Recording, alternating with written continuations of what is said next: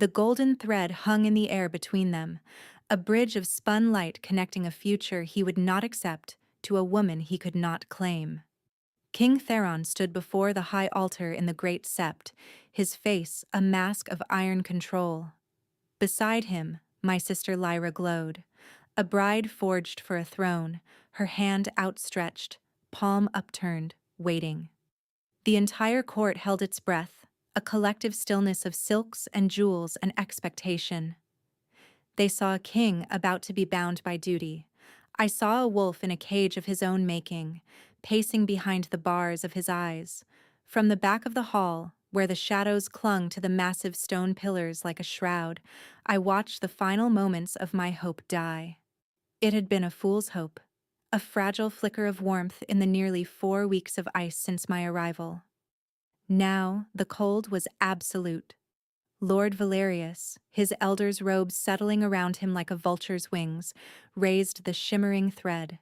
He began the ancient words of binding, his voice a smooth, confident drone that filled the sacred space. This was the end.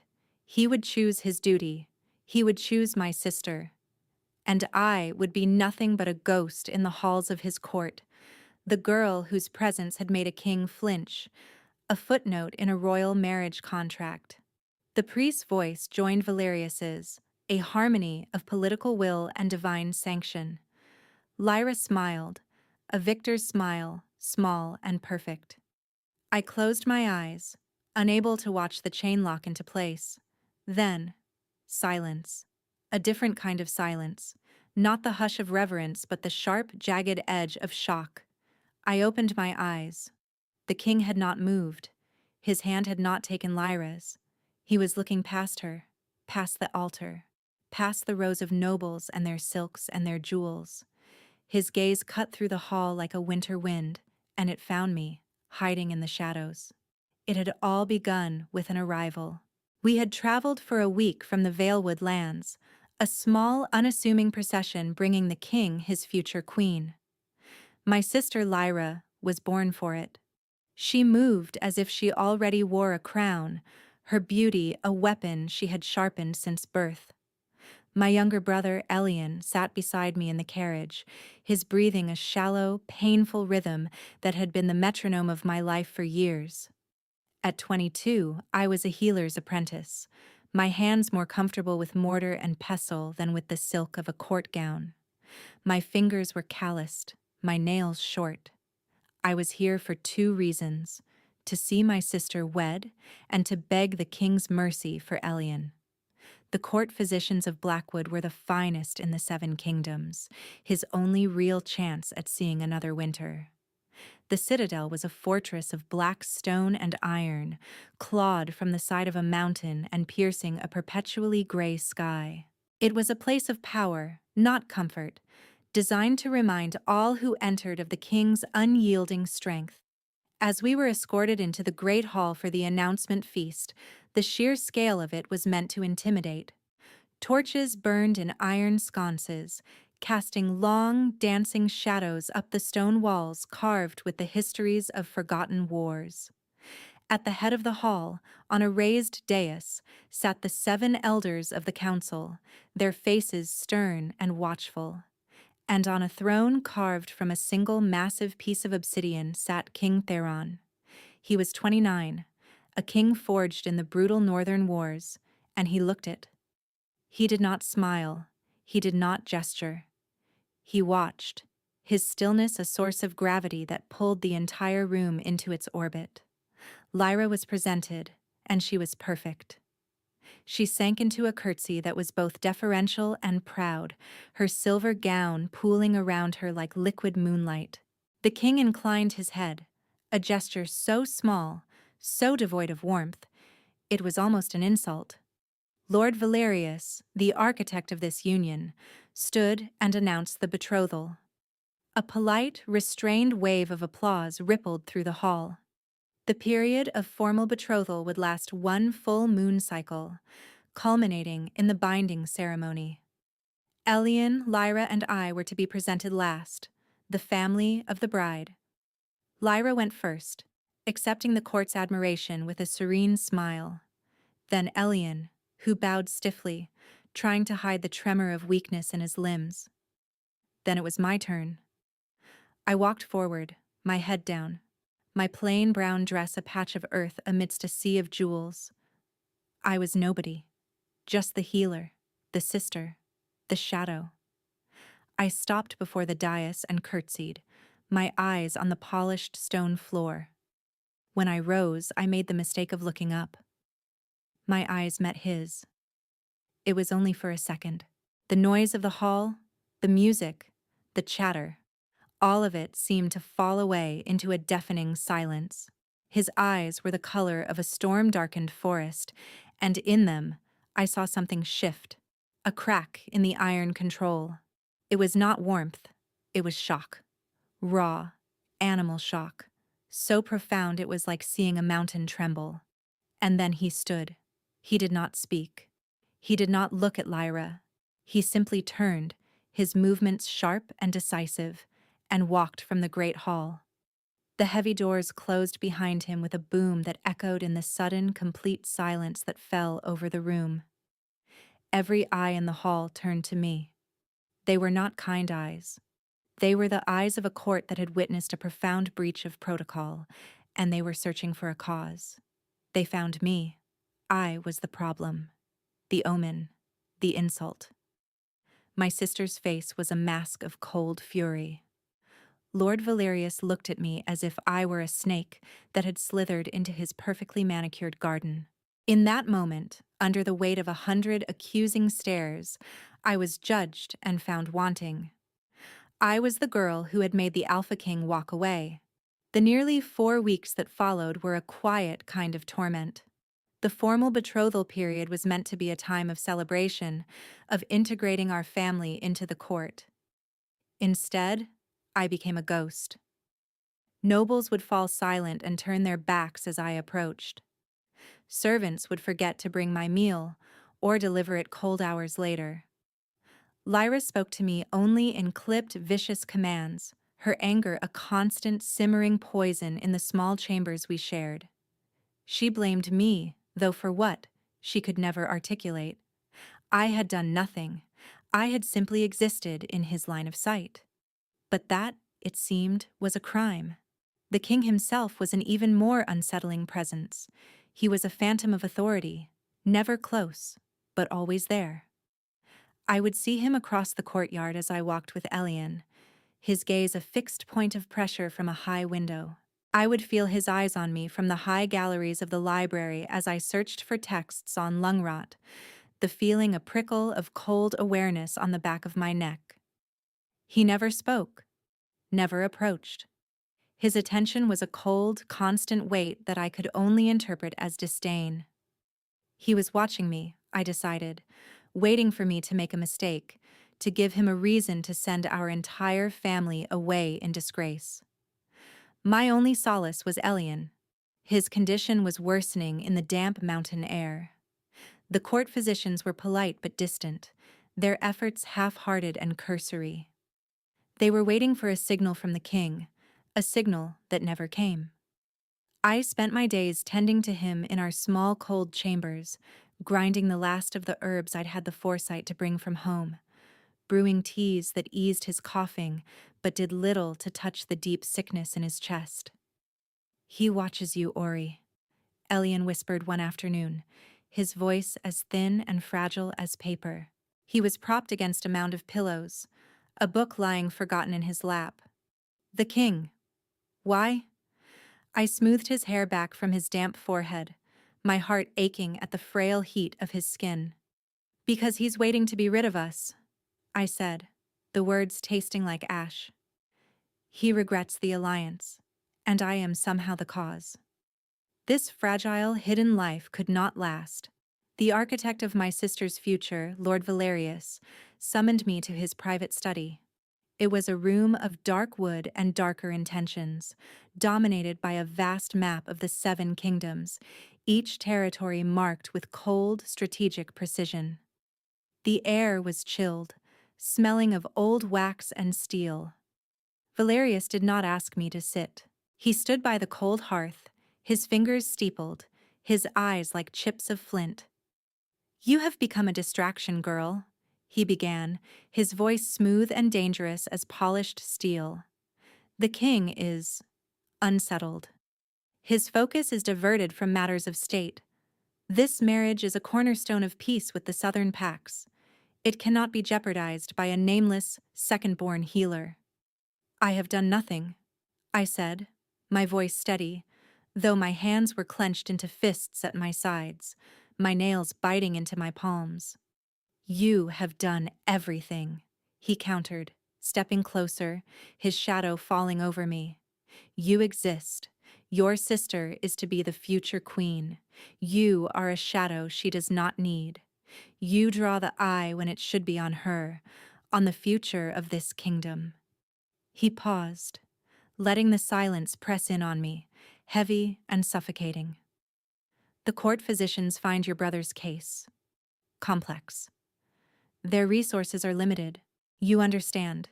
They must prioritize those patients with a clear future at this court, a permanent place." The threat was as clear as it was vile. My compliance for Elian's life. "What do you want from me?" I asked, the words tight and raw in my throat. "Disappear," he said simply. "Keep to your rooms. Be ill. Be invisible. Let the king forget your face. Let him see only the bride we have chosen for him. Your brother's health, his very access to the physicians, depends on your discretion." I left his study with ice in my veins. He had found my weakness, the one thing I would sacrifice anything for. He was trying to erase me, but erasing myself meant abandoning Elian to the creeping death in his lungs. The herbs I had brought were almost gone, and the one thing that could truly ease the inflammation, a root called silver whorl, grew only in the royal woods, a place forbidden to all but the king's own foragers. To be caught there was to be judged a poacher. The punishment was public. A day in the stocks, a heavy fine, and a mark of shame. Valerius had left me with no choice. Comply, and Elian would fade away in a forgotten room. Defy him, and I would be publicly disgraced, giving the king every reason he needed to annul the betrothal and send us home, with Elian no better than he was. That night, I made my choice. I waited until the moon was high and the citadel was quiet. Pulling a dark cloak over my simple dress, I slipped out of our chambers and headed for the woods. The thought of the king's cold eyes watching me in the stocks tomorrow was terrifying. But the sound of Elian's ragged breathing was worse. The royal woods were ancient and wild, the air thick with the scent of pine and damp earth. Moonlight filtered through the high canopy, painting the forest floor in shifting patterns of silver and black. I moved quickly, my apprentice training guiding me through the gloom. I knew the look of the silver whorl's heart-shaped leaves, the way it grew only at the base of old-growth oaks. I found a patch near a small, gurgling stream and began to dig, my fingers working the precious roots from the cold, damp ground. I had gathered just enough, bundling them carefully in a piece of cloth, when I heard the sharp snap of a twig behind me. I froze, my heart leaping into my throat. 2 guards from the king's patrol stood there, their faces grim and unreadable in the moonlight. "These are the king's woods," one of them said, his voice flat and devoid of pity, "and you are a thief." My heart sank. There was no excuse I could offer, no lie that would save me. I was caught. The next morning, I stood on a low platform in the main courtyard, my hands and head locked in the rough, splintered wood of the stocks. The charge was read aloud for all to hear. Trespass and theft from the royal domain. It was a humiliation designed by Valerius, I was certain of it. A lesson in obedience, delivered with brutal efficiency. Lyra stood with her ladies-in-waiting on a balcony overlooking the courtyard, refusing to even look at me. The court gathered, whispering, pointing, their faces a mixture of scorn and cruel curiosity. I was the bride's sister, a common thief. I kept my eyes fixed on the gray stones at my feet, trying to hold on to some sliver of dignity, trying to disconnect my mind from my aching body. Then a hush fell over the courtyard, a silence so abrupt and total it was a sound in itself. I didn't have to look up to know he was there. The air itself grew heavier, colder, charged with his presence. King Theron stood on the steps of the keep, his Beta Kale at his side. He was watching the proceedings, his face impossible to read. Lord Valerius was at his elbow, no doubt whispering poison into his ear, explaining how this incident proved my unworthiness, the instability of my bloodline. I expected him to turn away in disgust. I expected him to give the order for a harsher punishment, perhaps even banishment. Instead, he just watched. He watched as children threw rotten vegetables that splattered against my dress. He watched as nobles sneered and made pointed remarks just loud enough for me to hear. He watched me stand there, my back straight, my chin up, unbowed, refusing to cry out or beg for mercy. I was doing this for Elian. That thought was my shield against the shame. The day wore on, a long, slow agony of public scorn. As the sun began to set, casting long shadows across the courtyard, the king descended the steps. He walked through the crowd, which parted before him like water. He stopped directly in front of me. He said nothing for a long moment. He simply looked at me, his storm-gray eyes searching my face, taking in the dirt, the bruises, the exhaustion. Valerius hurried to his side. "Your Majesty, a clear case of brazen disrespect for your law. The girl is clearly—" "Silence," the king said. His voice was low and quiet, yet it cut through the air like a blade. Every whisper in the courtyard died. He turned to the guards. "Release her." The guards scrambled to obey, fumbling with the lock. The heavy wood was lifted and I stumbled forward, my limbs stiff and sore. I almost fell, but a strong hand caught my arm, steadying me. It was the king. His touch was like lightning, a searing heat that shot through my entire body, shocking and unexpected. I pulled away as if burned, startled by the intensity of it. He let his hand drop. "The roots," he said, his voice for my ears alone. "Are they for your brother?" I could only nod, my throat too tight and raw to speak. He looked from me to Valerius, and for the first time, I saw not coldness in his eyes, but a deep, controlled rage that made the elder take an involuntary step back. "My court physicians will attend the boy," he said, his voice now carrying across the silent courtyard a formal declaration. "Personally. And they will have full and unrestricted access to the royal apothecary. See to it, Valerius."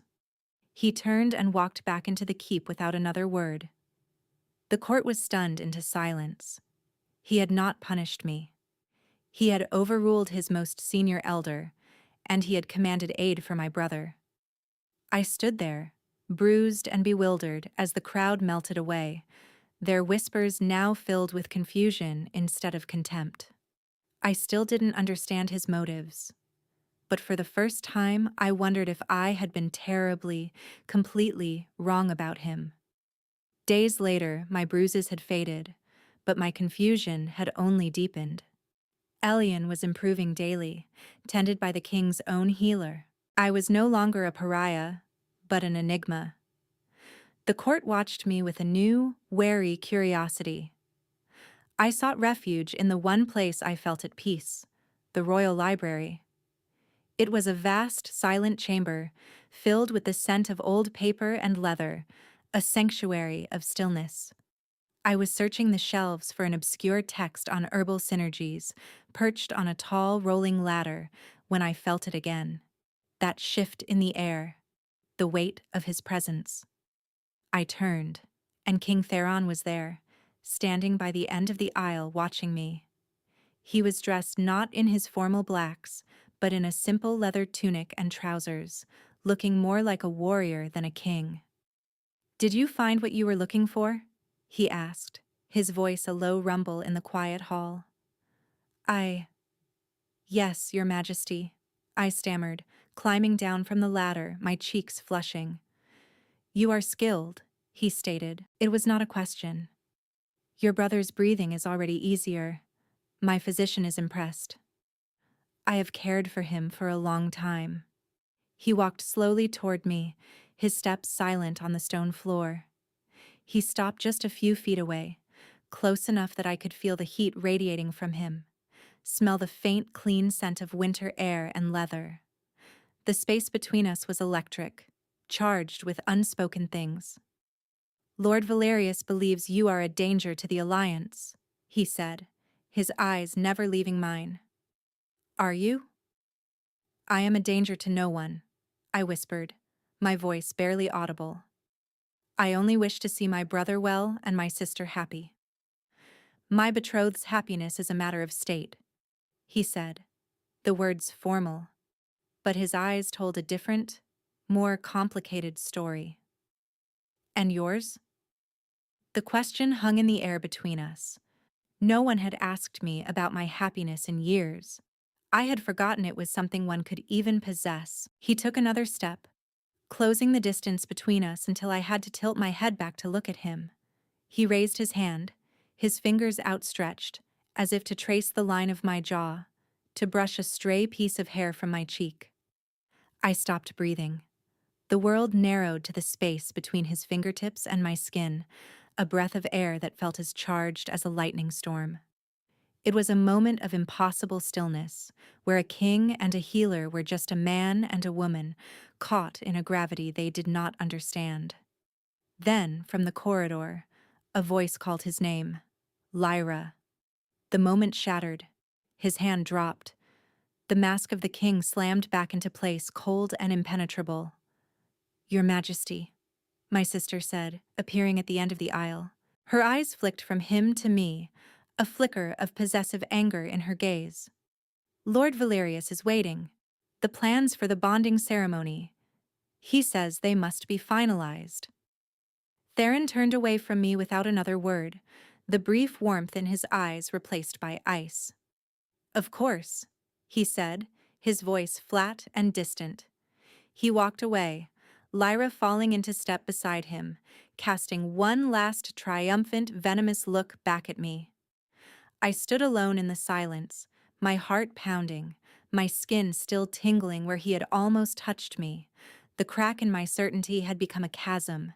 He was not indifferent, and that, I realized with a jolt of pure fear, was far more dangerous. A few nights later, unable to sleep, I was walking the cold stone corridors, my thoughts a tangled mess. As I passed the king's private study, I saw a sliver of light from beneath the heavy oak door. Voices murmured within. I should have kept walking, but I heard his voice, and the sound of it, low and raw with a feeling I couldn't name, held me captive. It is not right, Chaol, Theron was saying. I pressed closer to the door, my heart hammering against my ribs. The alliance is sound, another voice replied, calm and steady. His beta, Chaol. The bloodlines are strong. The southern pacts will be secured. The alliance is a cage. Theron's voice was rough with a frustration I had never heard from him before. And the bond. It feels hollow, Chaol. A performance. A duty carved in ice. My wolf. My wolf pulls elsewhere. Elsewhere. The word echoed in the hallway, in my head. I didn't know what it meant. Not truly. But a wild, impossible hope sparked in my chest. I backed away from the door, my mind reeling, and hurried back to my room before I could be discovered. I had overheard something I was not meant to, a glimpse of the man behind the crown, a man at war with his own duty. That hope was extinguished the very next morning. A royal proclamation was made in the Great Hall. At the urgent prompting of Lord Valerius and the bride's family, the king had agreed to accelerate the bonding ceremony. The remaining 2 weeks of the betrothal period were waived. It would take place in 3 days, on the night of the full moon. The hall erupted in cheers. Lyra, standing beside Theron on the dais, looked radiant, her victory complete. Valerius shot me a look of pure triumph from his seat on the council. He had won. The trap was sprung. Theron's face was unreadable, a mask of stone. He was a king, and he had made a king's choice. Duty over whatever brief, strange connection had flickered between us in the library. All hope turned to ash. I was a fool to have thought anything else was possible. The king would wed my sister. Elian would be safe, and I would be forgotten. It was the lowest I had ever felt, a despair so profound it left no room for tears. I was trapped, and the walls were closing in. The day of the ceremony arrived like a death sentence. The citadel bustled with preparations, a joyous energy that felt like a personal mockery. I was required to attend, a witness to my own heart's breaking. Lyra, in her chambers, was a vision of triumph, surrounded by handmaidens fussing over her gown of white silk and silver thread. She looked at me in the mirror, her eyes cold. "He has made his choice," she said, a cruel little smile playing on her lips. "Duty always wins. Remember that, little sister." I said nothing. There was nothing left to say. I retreated to my seat in the back of the great sept, a shadow among shadows resigned to my fate. The procession began. The elders, then the royal guard, then Lyra, walking on the arm of a distant cousin, a radiant bride. Finally, King Theron. He walked to the altar alone, his ceremonial black uniform stark against the white stone.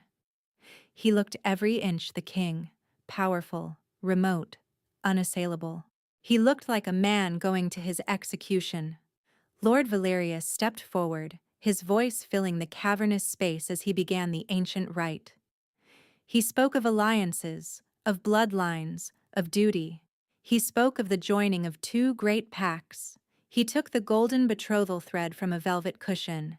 It was spun with magic, meant to create a tangible link between the pair, a formal bond that, while not the true mate bond of the wolf, was binding in the eyes of law and tradition. He held it out to Lyra. She placed her hand, palm up, ready to receive it. Valerius turned to the king. "King Theron of the Blackwood Pack, do you accept this union? Do you pledge your strength to this bond?" This was it. The final moment. My eyes were fixed on him, on his still, cold face. He would say yes. He had to. The silence stretched. 1 second, 2, 3. Lyra's smile began to falter. Valerius's eyes narrowed. Theron did not look at Lyra. His gaze swept over the crowd, searching until it found me. And then, he moved. He reached out, but not for Lyra's hand.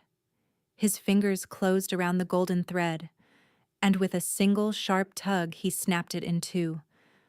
A collective gasp went through the sept. It was a sound of pure shock, sharp and unified. Lyra stared at the broken thread on the floor, her face a mask of disbelief. Valerius looked as if he had been struck by lightning. "What is the meaning of this?" he hissed, his voice trembling with fury. Theron's eyes were still on me. "This union is a lie," he said, his voice ringing with absolute authority. It was not the cold, controlled voice of the king. It was the raw, guttural voice of the Alpha. "It is a political bargain built on coercion and ambition, not a bond." He finally turned to face his council, to face the entire court. "Lord Valerius," he said, and the elder flinched as if struck. "You threatened the bride's family. You used a sick boy as a pawn to control his sister, to silence a truth you felt stirring in the air. You sought to bind me to a future my wolf will not accept." He took a step down from the altar. "There will be no bonding today, not this bonding."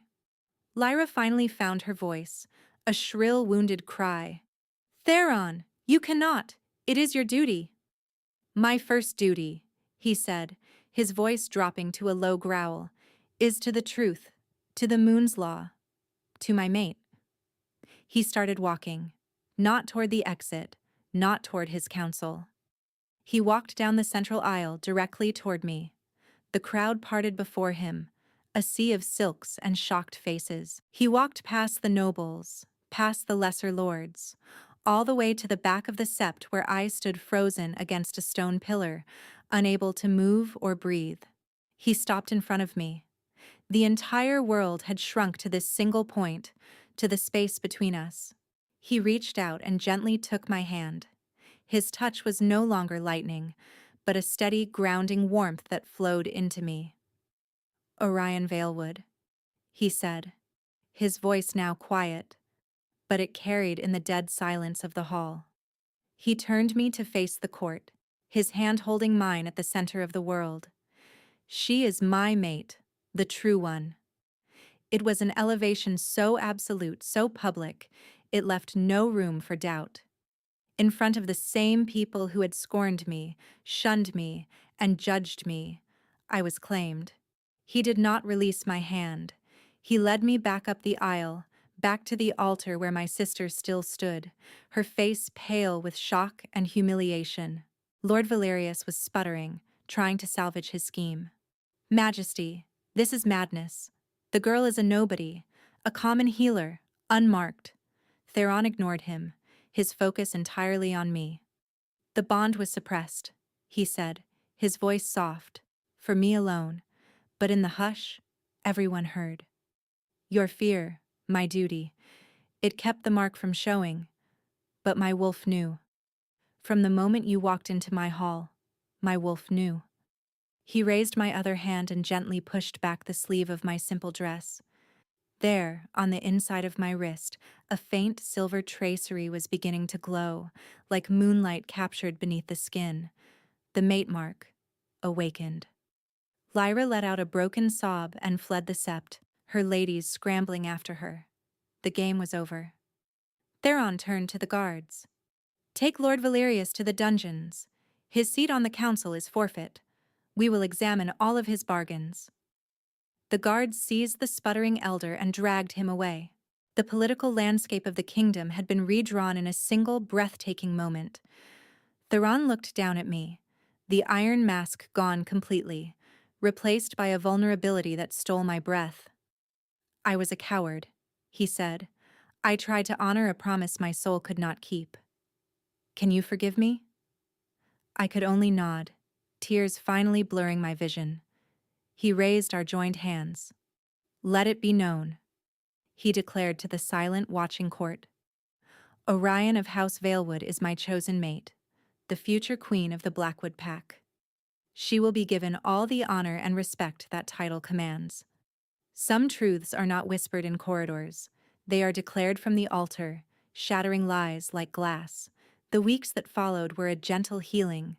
Lyra was sent back to the Valewood lands, not in disgrace, but with a quiet annulment that spoke of mercy, not wrath. Lord Valerius was stripped of his titles and exiled. The balance of the 7 elders shifted, cleansed of his poison. Elian, under the king's personal care, grew stronger every day. The color returned to his cheeks, his laughter echoing in the citadel corridors for the first time. He was given a place at court, not as a patient, but as an apprentice to the royal scholar. He was home. I was home. The halls that had once felt so cold and hostile were now filled with respectful nods and quiet smiles. I was no longer the outsider, the problem. I was theirs. Theron was no longer the cold, distant king. With me, he was just Theron. He showed me the man behind the crown, the one who carried the weight of a kingdom, but found his rest in the quiet moments with me.